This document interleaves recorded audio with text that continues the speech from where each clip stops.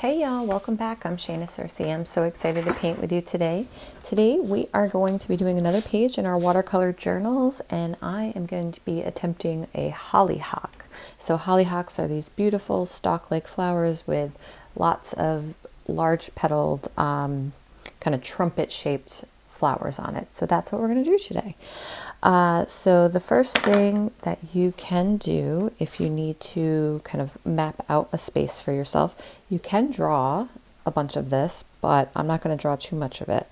I am going to do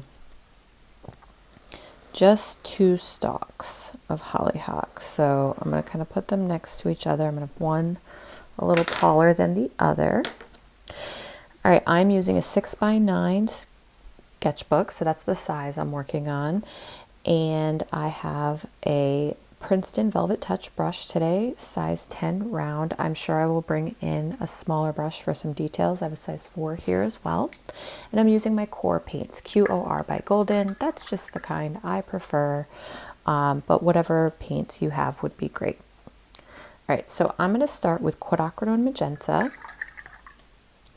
And also, let's clean out this yellow here. You can see I had a lot of green on top. I'm sure that drives some people crazy. There we go, nice and clean. I am definitely going to use some cadmium yellow and also some sap green in this process. And I might bring in maybe some Dioxazine purple for the other color later on. I'm just cleaning out this yellow as well. Okay, so hollyhocks, they are like a trumpet flower, like they're round and big at the front of the flower, and then they shrink down into a smaller kind of center where they attach to the stem. You can, again, map these out by just putting some basic circle shapes up your stem. Maybe you want one kind of facing this way, and then at the top we're going to have lots of little nubs of yet to bloom little pieces. Okay, so I don't even know if you can see that. I kept it really light. I'm not going to draw out the other one. Those I'm just going to kind of paint in as I go. So let's start with our magenta. So I'm going to go from the outside in on these, and basically going to make a big circle like this, rinse off my brush, do a gradient. So just pulling color into the center, but I'm going to leave the center open. That's where we're going to put some yellow. And I'm just going to drop in some more color along the edges. All right, so I'm going to do that a couple more times. Maybe I'll go up here, rinse off my brush. Because if you do have overlapping parts, like down here they overlap, you're going to want to let this one dry before you paint the next one if you don't want them running into each other.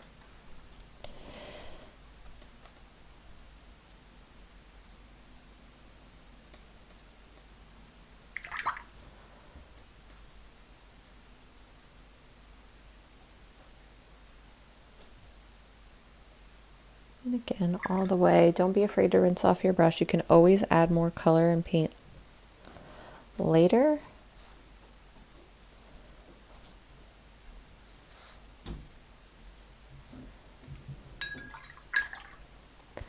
All right, so we have this one. This one I'm going to actually paint kind of on its side.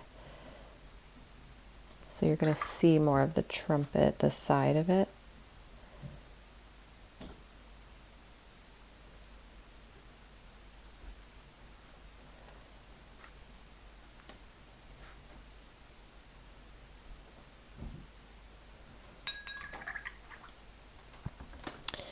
And let's do this one. We're just going to be really careful where they overlap. And if they bleed into each other, I'm not gonna stress about it.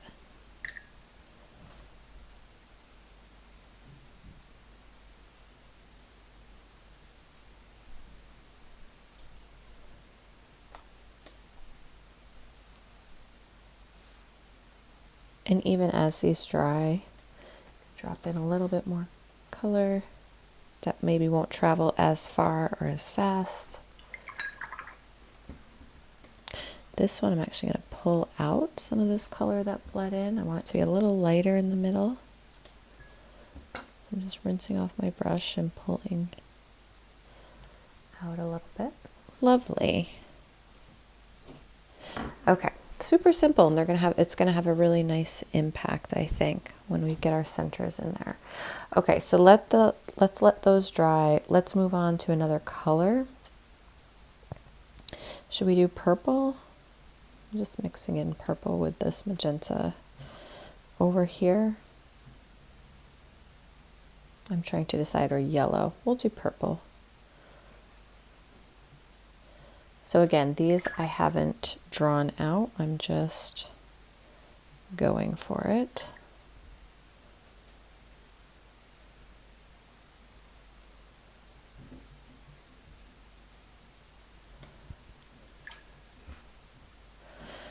These are definitely going to overlap. We'll make sure this one is behind the other one. So it's going to stop.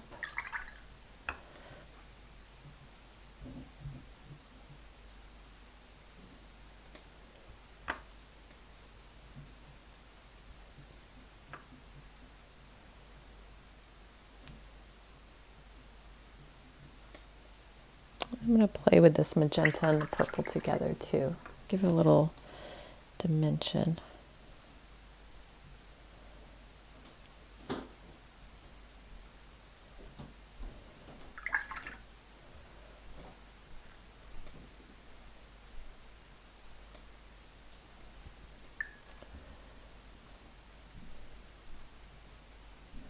So like I said, really simple but high impact. I think these look great, very lush.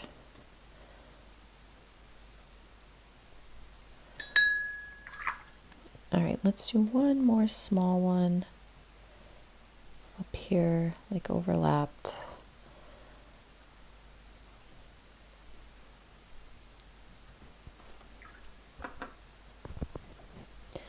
Maybe one more down here too, like peeking out from behind this one.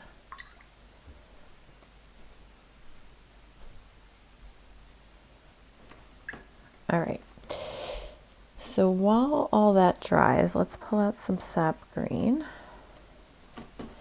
And basically I'm going to put the stems between them. I am going to let them bleed a little bit into the flowers. I'm not going to worry about that all too much. And then up here we're going to do these little nodules where future flowers are going to grow.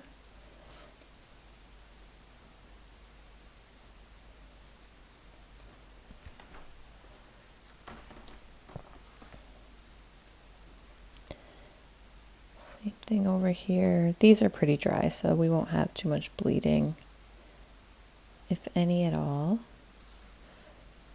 Again, I have to keep myself from putting my hand in my work.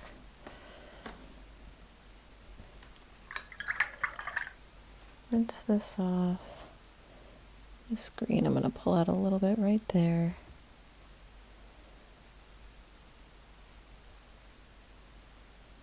There we go. A little more subtle. All right, up here we go. And you can definitely do a lighter green and then add darker green in some areas. So if we want to do a couple of these with a nice little wash of a lighter shade of a lighter value of that sap green, and then go in and kind of drop some darker color in at the center, That can give it a little more dimension too.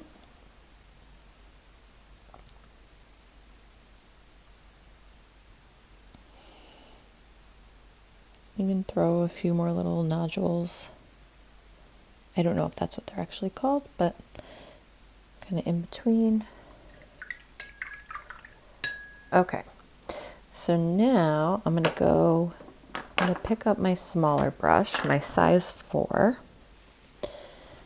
and I'm going to start with some yellow, cadmium yellow.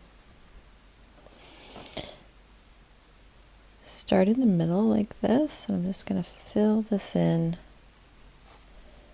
The very center of these are going to be the brightest yellow, but then around the edges where it meets the flower, we're going to go darker.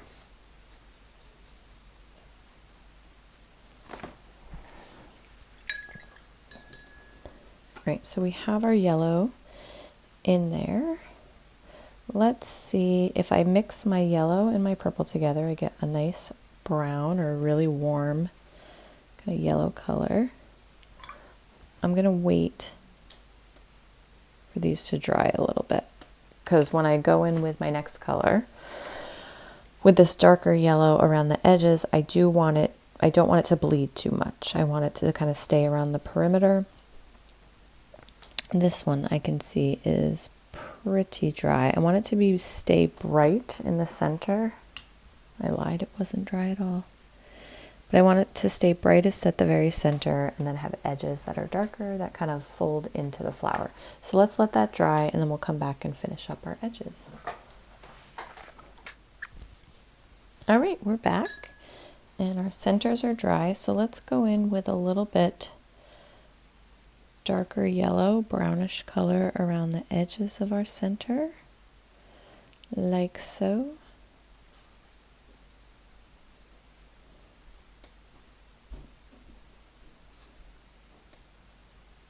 And then we're going to go even a little bit darker.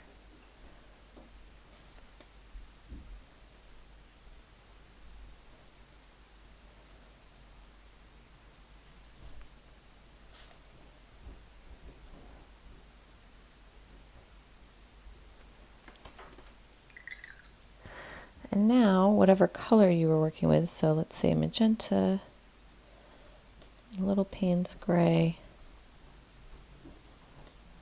to make a really deep magenta, I'm going to add a little bit of that around the edges as well.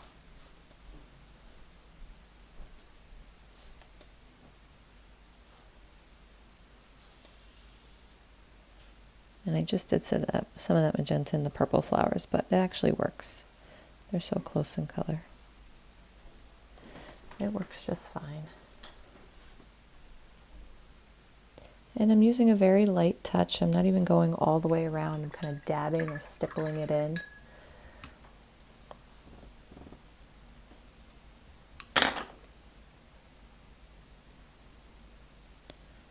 All right, and then you can leave it just like it is. We could add some leaves towards the bottom, but you can also take some of the darker color of the flower that you were working on. If you want to use kind of a watered down version of the darker color, you want to add some texture coming from the inside, moving outward. You definitely can do that, or you can leave them as is.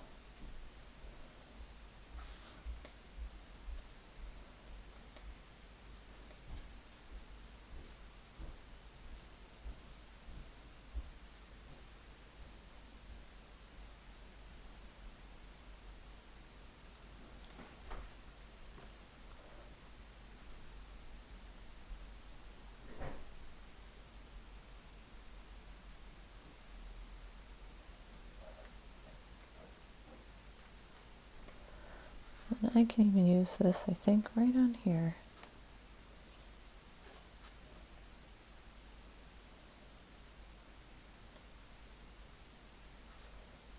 Again, I'm using a size 4 brush. This one's a pretty new one, so it's got a nice fine tip on it.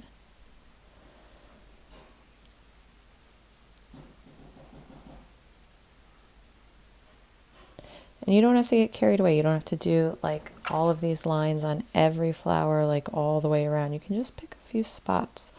Just a suggestion sometimes to the brain. It's all it needs to fill in the rest. All right, there we go. That is our hollyhock. Again, if you want to add in, I feel like my stem could go a little thicker on the bottom here. And then if you wanted to add in, sorry, like leaves or greenery on towards the bottom, you can definitely do that. They have these big kind of jagged, I don't know the exact shape, but they're like hardy leaves. They're not soft, delicate little things. So we can add a few of those down here. And it's like a great big kind of bundle, bushy. But I know they have like jagged edges.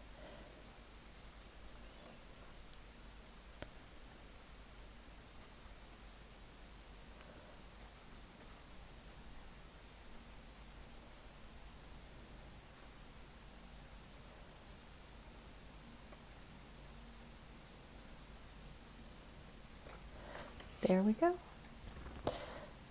Drop in some darker green, just kind of right around here. It's not all flat in the same color.